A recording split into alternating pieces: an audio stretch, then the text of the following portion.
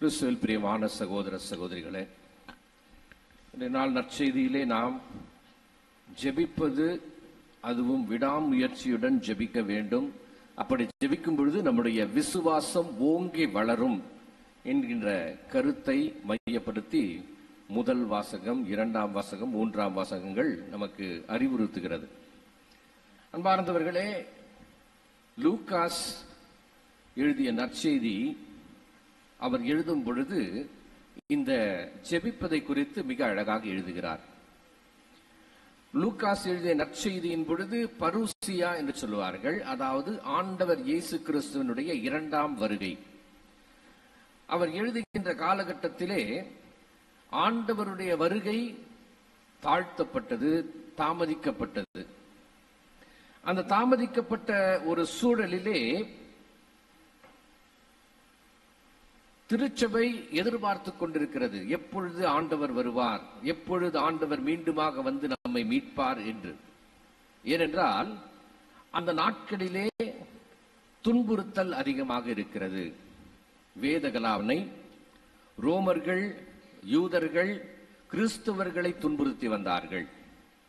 இப்படி துன்புறுத்தி வந்த ஒரு காலகட்டத்திலே தான் இந்த நற்செய்தியை, இந்த ஒரு பேசேஜ லூகாஸ் நற்செய்தியாளர் எழுதுகின்றார்.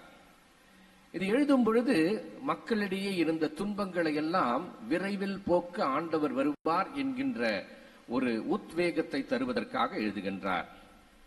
நாம் கவலை சூழ்ந்த நேரத்திலும், துன்பம் சூழ்ந்த நேரத்திலும் விசுவாசத்தை என்றைக்குமே விட்டுவிடக்கூடாது என்று எழுதுகின்றார். அப்படி என்றால், உனக்கு நீதி கிடைக்க வேண்டுமா? நீ கடவுளை பின்பற்றுகிறாய், உனக்கு துன்பங்களிலிருந்து விடுதலை வேண்டுமா? அச்சுறுத்தல்களிலிருந்து உனக்கு விடுதலை வேண்டுமா? வலிகளிலிருந்து நீ விடுதலை பெற வேண்டுமா? கிடைக்கும்.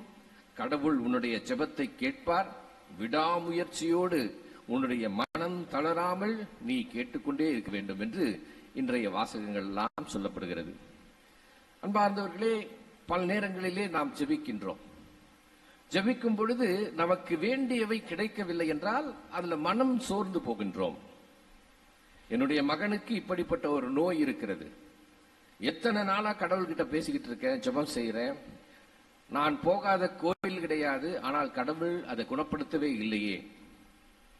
என்னுடைய தந்தை குடிகாரராக இருக்கிறார். ஒவ்வொரு நாளும் வீட்டிற்கு வந்தாலும் தொல்லைகள், வீட்டில் அம்மா அப்பாவுக்கு சண்டை, எதையாவது சொல்லிக்கிட்டு இருக்காங்க, என்னால் படிக்க கூட முடியவில்லை என்று புலம்புகின்ற பிள்ளைகள் இருக்கிறார்களே. இந்த மனுஷனால என்னதான் செய்ய முடியும்? வீட்டுக்கு வந்தாலுமே தொந்தரவு ஆரம்பிச்சிருது. நான் எத்தனை காலத்துக்கு இன்னும் இவரோட கட்டிக்கிட்டு இருக்க போனோம், கஷ்டமாக இருக்கிறதே, இதெல்லாம் ஆண்டவர் கேட்க மாட்டாரா என்கின்ற புலம்பல். நோயோடு இருப்பவர்கள், நான் எவ்வளவு கஷ்டப்படுறேன், நான் ஒவ்வொரு நாளும் வலியோடு இருக்கிறேனே, ஆண்டவர் என்னை மீட்கவில்லையா? ஆண்டவர் எனக்கு சுகம் தருவதில்லையே? நான் போகாத இடமே கிடையாதே, ஒவ்வொரு நாளும் கோயிலுக்கு செல்கிறேனே, எனக்கு ஏன் இந்த நோயை ஆண்டவர் கொடுத்தார் என்று மனம் தளர்ந்து போவோம். இந்த மனம் தளர்ந்து போகின்ற இந்த சூழலிலே தான் நாம் உண்மையாகவே ஜெபிக்க வேண்டும். இந்த ஜெபிப்பதற்காக ஆண்டவர் இயேசு தந்திருக்கின்ற உவமைதான் இந்த அநீதி கொண்டிருக்கின்ற நடுவர் மற்றும் விதவையினுடைய உவமை. ரோமர்கள் வாழ்ந்த காலத்திலே, அவர்கள் இஸ்ராயல் மக்களை ஆட்சி செய்த காலத்திலே, இயேசு வாழ்ந்த காலத்திலே சட்டம், நீதி, ஒழுங்குமுறை எல்லாம் கிடையாது. ரோமர்கள் என்ன நினைக்கிறார்களோ அதை செய்து கொண்டு செல்வார்கள். யாரையாவது வஞ்சிக்க வேண்டும் என்றால் வஞ்சிப்பார்கள். இப்படிதான் இருப்பார்கள். அந்த நாட்டிலே இருக்கின்ற நடுவர்களும் கூட சரியான தீர்ப்பு தரமாட்டார்கள். இந்த நடுவர், அநீதியை தலைமுறை கவசமாக கொண்டிருக்கின்ற இந்த நடுவர், அவர் ஒரு யூத நடுவரா என்றால் இல்லை. ஏனென்றால் யூதர்களிடையே ஒரு வழக்கம் உண்டு. இணை சட்ட நூல் 1ஆம் அதிகாரம் 16 17 வசனங்களை நாம் படித்து பார்ப்போம். யாராவது படிக்க பார்க்கலாம்? மேலும் உங்கள் நீதி தலைவர்களுக்கு நான் கட்டளையிட்டு உங்கள் சகோதரர் வழக்குகளை கேளுங்கள். ஒருவனுக்கு அல்லது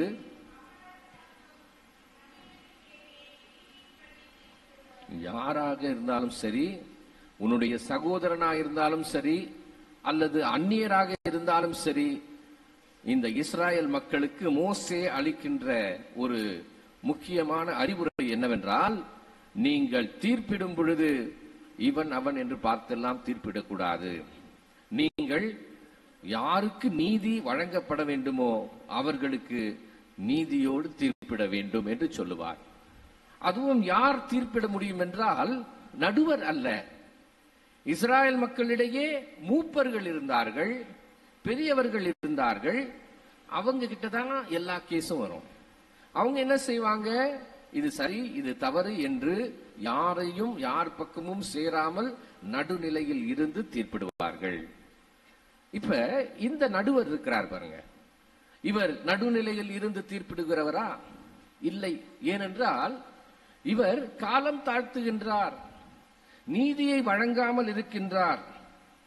இந்த நடுவர் ஒருவேளை ஏரோதினுடைய கையாளாக இருக்கலாம், அல்லது ரோமர்கள் தந்திருக்கின்ற ஒரு நடுவராகவும் இருக்கலாம். ஏனென்றால் புறையினத்தவர்களாகிய ரோமர்கள், அவர்களுக்கிடையே நிறைய ஊழல் இருந்தது. எப்படிப்பட்டவர்களாக நடுவர்களாக இருப்பார்கள் என்றால், பணம் கொடுத்து வருவார்கள். இப்படி பணம் கொடுத்து பதவிக்கு வந்த நீதிபதிகள், நடுவர்கள் எப்பொழுதுமே ஊழலை மையமாக கொண்டு வாழ்வார்கள். யாருக்கும் அஞ்ச மாட்டார்கள், கடவுளுக்கும் அஞ்ச மாட்டார்கள். நான் தீர்ப்பிடவே மாட்டேன், எனக்கு நீ தர்றதை தந்தா நான் உனக்கு தீர்ப்பிடுவேன் என்று லஞ்சம் வாங்கக்கூடியவர்கள். இப்படிப்பட்டவர் தான் இந்த நடுவர். ஏனென்றால் இந்த நடுவரை பற்றி அறிவுரை சொல்லும் பொழுதே, விளக்கும் பொழுதே சொல்லப்படுகிறது, அநீதி நிறைந்த ஒரு நடுவர். இந்த நடுவர் இந்த பெண்ணை எப்படியாவது பயன்படுத்த வேண்டும் என்று நினைக்கின்றார். இந்த நடுவரை பற்றி இஸ்ராயல் மக்கள் என்ன சொல்லுவார்கள் என்றால், தயானே கெசேலத் அப்படின்னு சொல்லுவாங்க. கெசேலத் அப்படின்னா ராபர் ஜட்ஜ், திருட்டு நடுவர். இவர் நீதியின் பிரகாரம் நடக்க மாட்டார். அவருடைய அந்த கேரக்டர் அப்படிதான். அவர் திருட்டு நடுவர். ஏனென்றால் ஊழல் செய்து லஞ்சம் வாங்கி தீர்ப்பு தருபவர் தான் இந்த நடுவர்.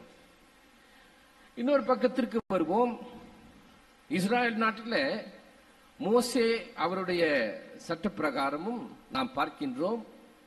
இணை சட்ட நூல் 10ஆம் அதிகாரம் 18 to 19 வசனங்கள்.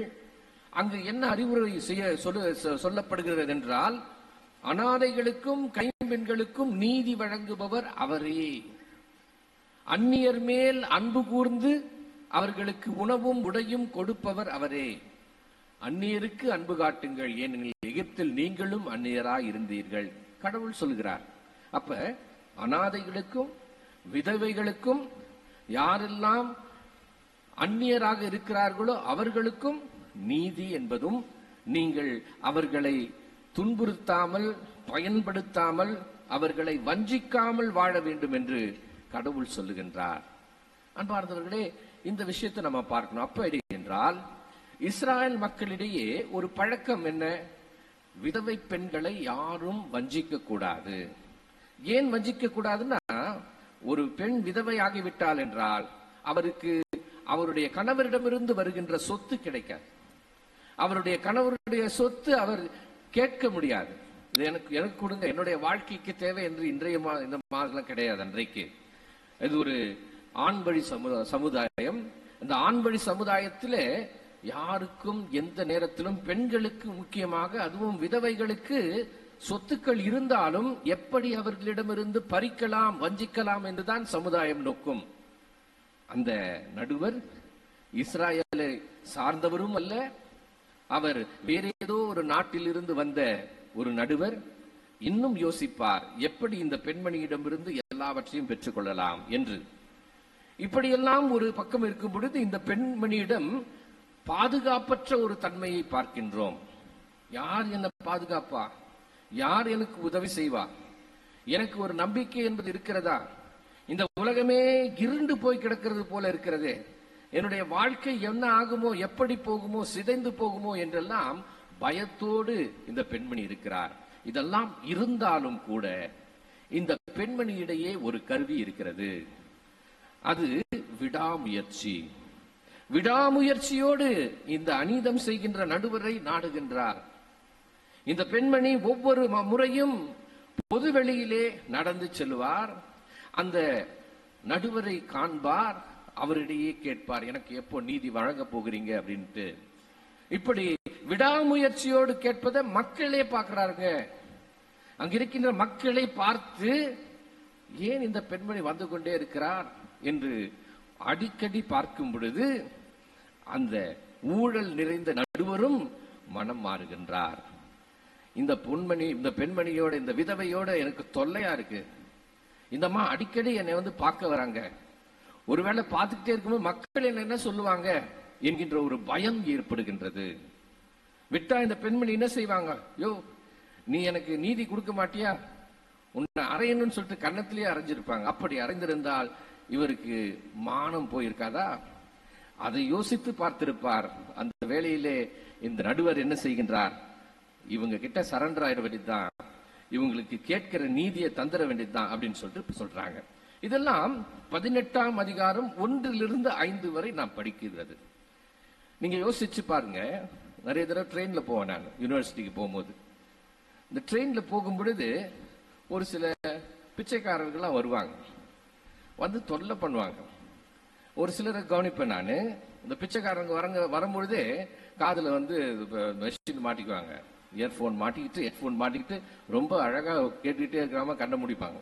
அவர் போனோன்னு கண்ணை முடிச்சு அப்படி பார்ப்பாங்க, போயிட்டானா இல்ல அப்படின்னு. ஏன்னா விட மாட்டான், நீ காசு கொடுக்கற வரைக்கும் நான் இருந்துதான் போவேன் அப்படின்னு. ஒரு சில திருநங்கைகளா வருவாங்க, அவங்க வந்து கேட்பாங்க, யோ குடியா, என்னப்பா கொடுக்க மாட்டியா அப்படின்னு சொல்லிட்டு வாங்கிட்டு போவாங்க.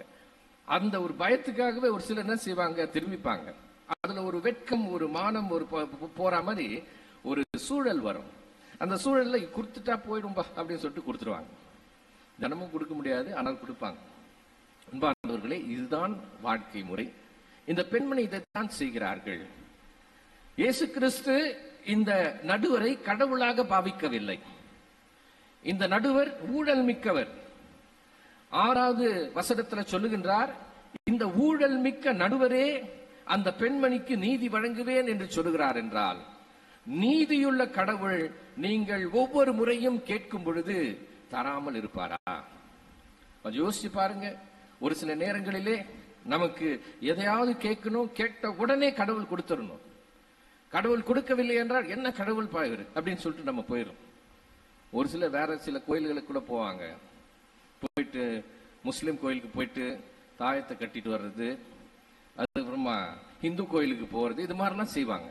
இதெல்லாம் காரணம் என்னென்றால் உடனே இன்ஸ்டன்டா கடவுள் கொடுக்கணும். இன்ஸ்டன்ட் ப்ரூ காஃபி மாதிரி. இல்ல என்றால் நான் கேட்பேன், நான் கோயிலுக்கு வர மாட்டேன், நான் மதிக்க மாட்டேன், இப்படி எல்லாம்.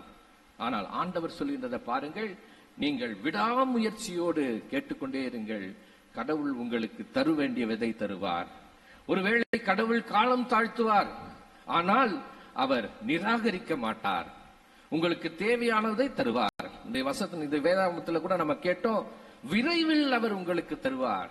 நீங்கள் கேட்பதை எல்லாம் கடவுள் விரைவில் தருவார். அதை நாம் மனதிலே எண்ணிக்கொள்ள வேண்டும். அன்பார்ந்தவர்களே, இந்த ஜெபத்திலே விடாமுயற்சியோடு நாம் கேட்கும் பொழுது தன்னிச்சையாகவே நமக்கே தெரியாம விசுவாசம் என்பது, நம்பிக்கை என்பது வளர்ந்து கொண்டே போகும். அதை குறித்து catechism of the Catholic church, நம்முடைய மறை அமுதம் என்ன சொல்லுகிறது என்றால் 2573 அந்த எண் சொல்லுகிறது, ஜெபம் என்பது ஒரு விசுவாச போர். ஜெபம் என்பது விசுவாச போர். விடாமுயற்சியோடு ஜெபிப்பவன் வெற்றி கொள்வான். ஜெபம் என்பது ஒரு விசுவாச போர். விடாமுயற்சியோடு ஜெபிப்பவன் கண்டிப்பாக வெற்றி கொள்வான்.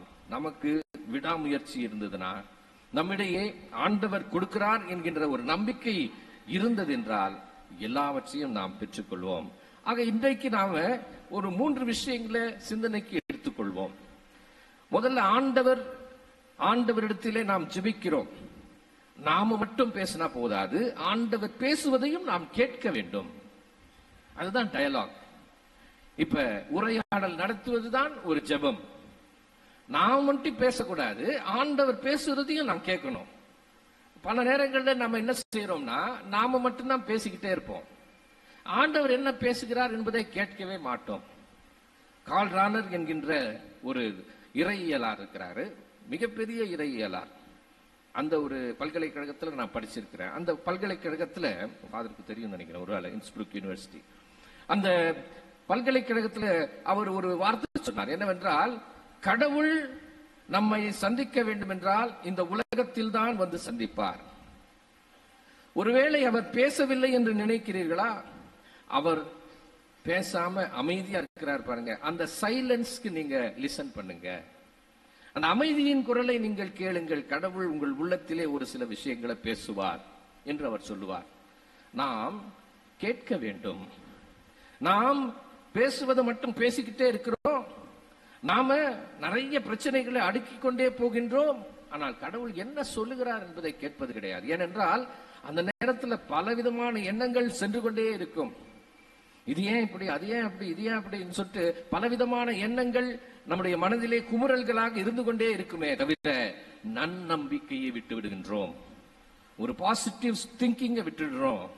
அதனால்தான் நாம நம்பிக்கை அற்றவர்களாக செல்கின்றோம். ஜெபம் ஏற்கப்படுவதில்லை. அப்ப முதல் விஷயம் நான் சொல்வது இதுதான், ஜெபித்துக் கொண்டே இருங்கள். ஜெபித்துக் கொண்டே இருக்கும் பொழுது கடவுள் உங்களுக்கு பதில் தருவார். ஒரு சில நேரங்களிலே காலம் தாழ்த்துவார். ஜெபித்துக் கொண்டே இருங்கள், கடவுள் உங்களுக்கு பதில் தருவார். ஒரு சில நேரத்தில் காலம் தாழ்த்துவார். காலம் தாழ்த்துறதுனால கடவுள் எனக்கு ஒண்ணுமே செய்யல, இனிமே கோயிலுக்கு வரமாட்டேன், இனிமே நான் ஜெபிக்க மாட்டேன் என்று நினைக்காதீர்கள். வீட்டில் எத்தனை பேர் ஜெபம் செய்யறோம்? மாலை ஜெபம் என்று வீட்டில் இருக்கிறதா? தூங்குவதற்கு முன்பாக ஒரு சின்ன பிதாசுதன் போட்டா தூங்குறீங்களா? இதெல்லாம் யோசிச்சு பாருங்க.